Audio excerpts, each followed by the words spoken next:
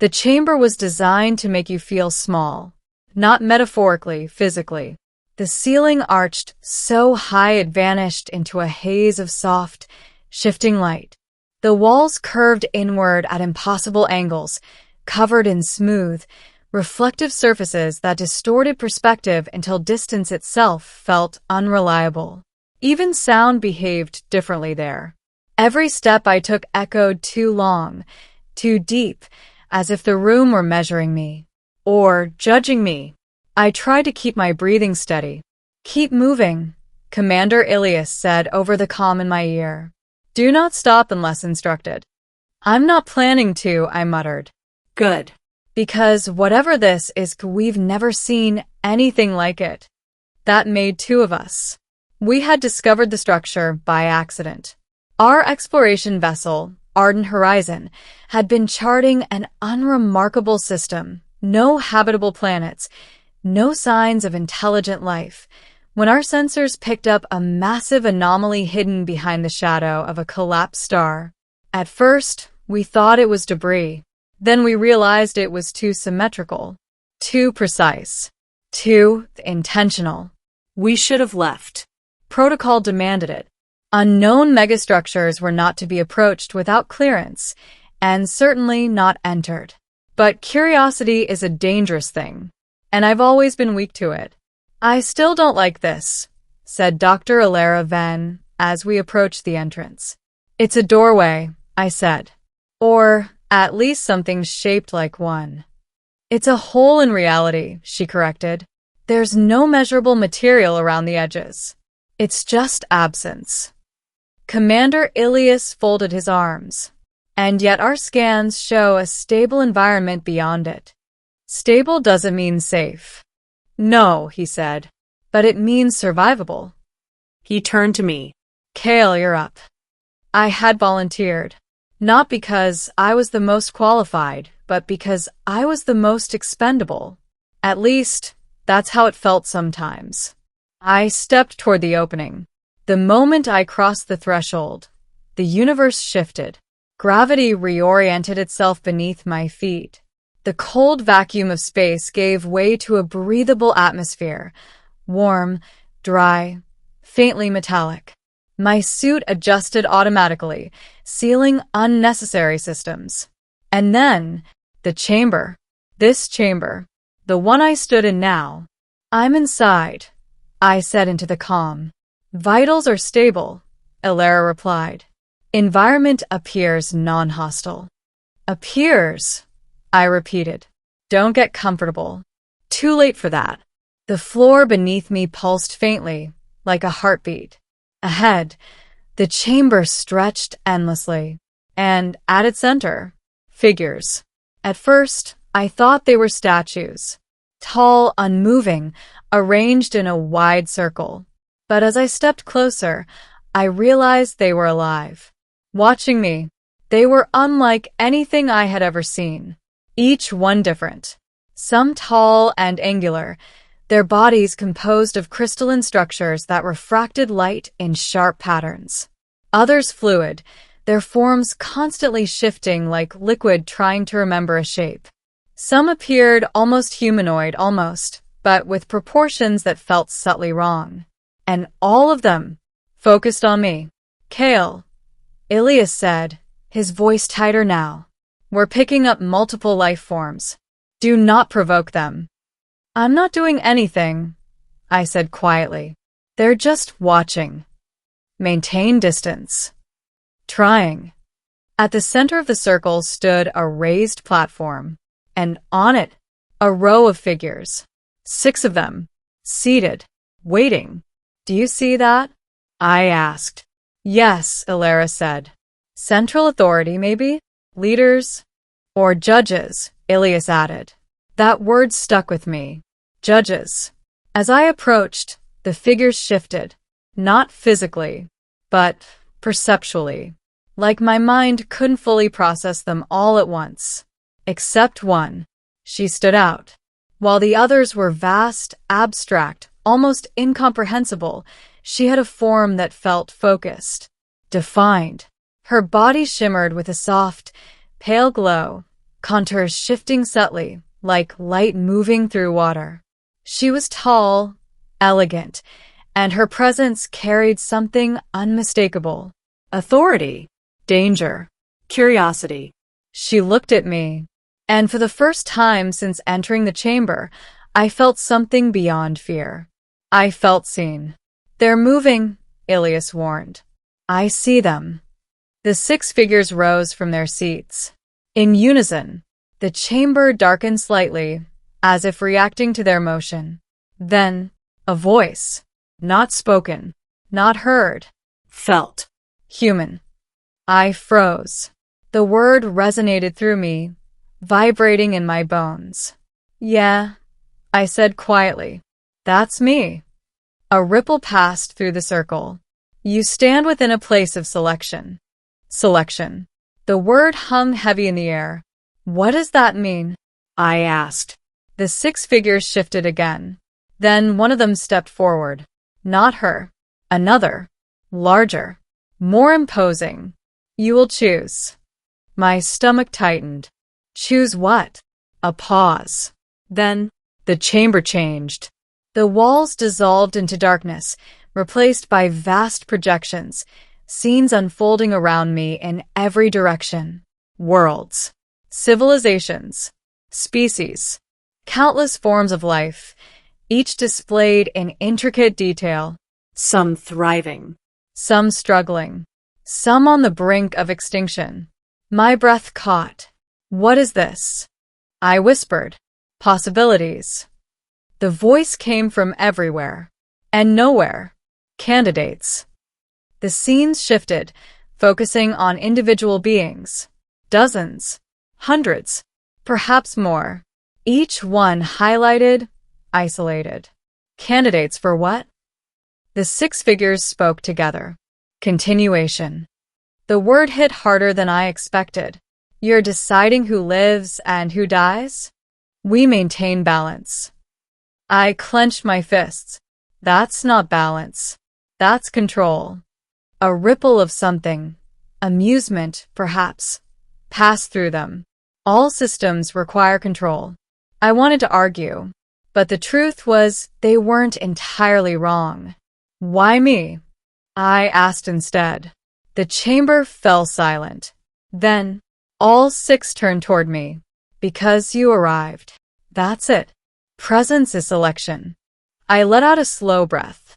"So, I just happened to walk into this, and now I'm responsible for deciding the fate of entire species?" "Yes." I laughed. It came out sharper than I intended. "That's insane." No one disagreed.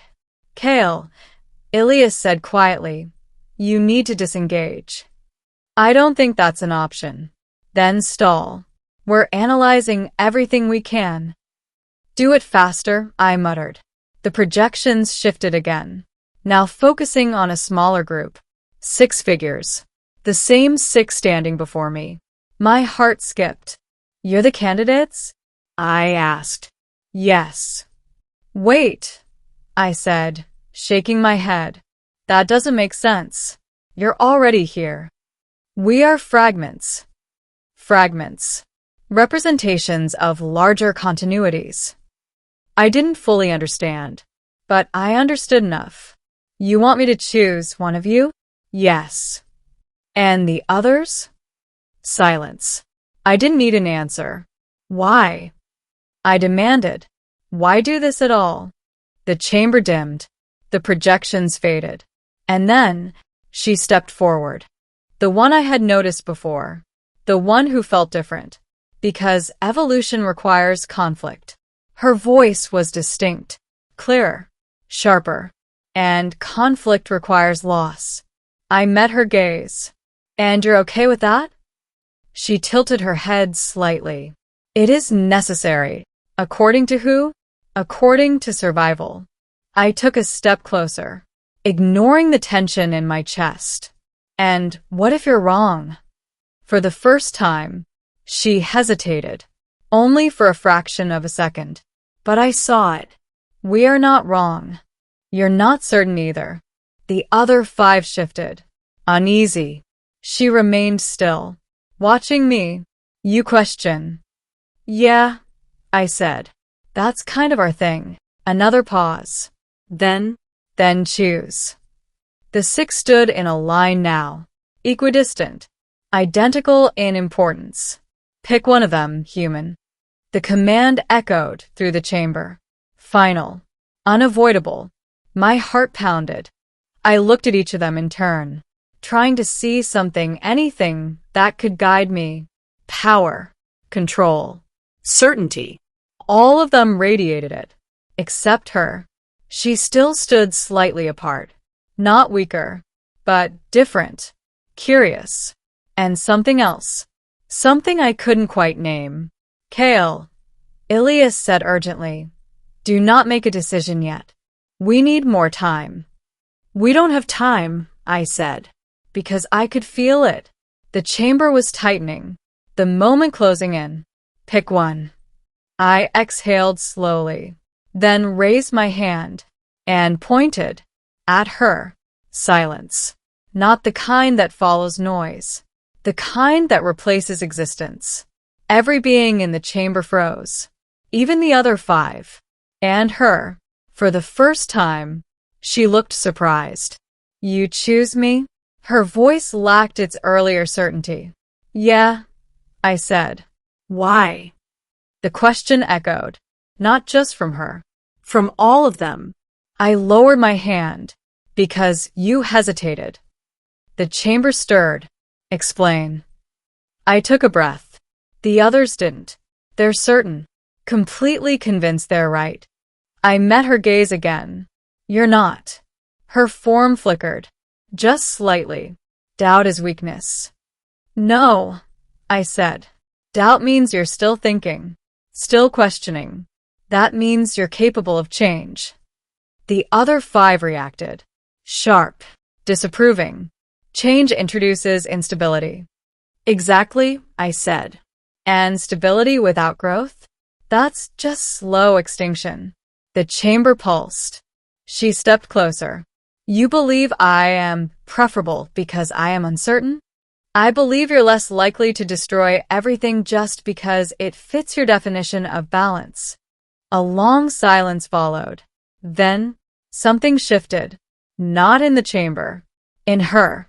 Her form stabilized, became clearer, more defined, and the others began to fade, one by one, their presence dissolving into the surrounding space, until only she remained. The chamber brightened. The selection is complete. The voice returned. But now, it was hers. I blinked. Wait, what just happened? I am chosen. Yeah, I got that part. What does it mean? She looked at her hands, as if seeing them for the first time. I become the continuity. And the others? A pause. They are no longer necessary. I swallowed. Right. The weight of what I'd done settled in. Kale, Ilias said, we just lost contact with multiple energy signatures. What did you do? I made a choice. Was it the right one? I looked at her. She met my gaze. And for the first time, there was something unmistakably human in her expression. I don't know, I said. The chamber began to collapse, reality folding back in on itself. You need to return, she said. Wait, I said. That's it? I just go. Your role is complete. And yours. She hesitated again. Then, mine is just beginning.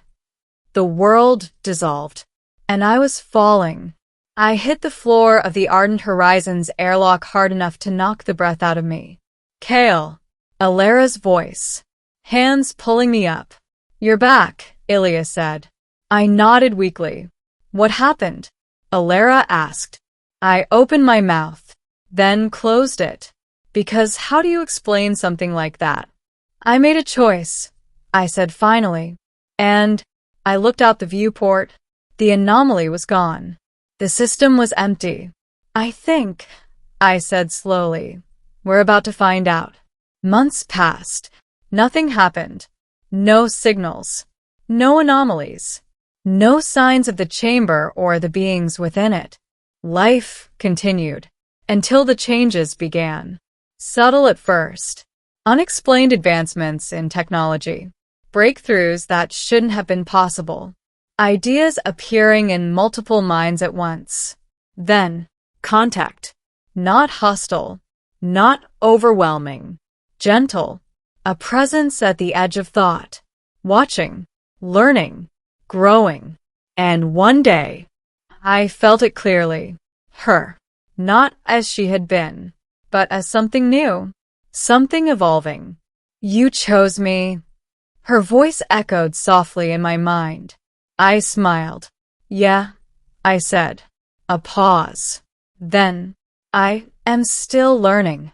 Good, I said. So are we. And for the first time since that moment in the chamber, I felt certain that maybe, just maybe, I had made the right choice. Because the universe hadn't needed perfection. It needed possibility. And in choosing her, I had changed everything.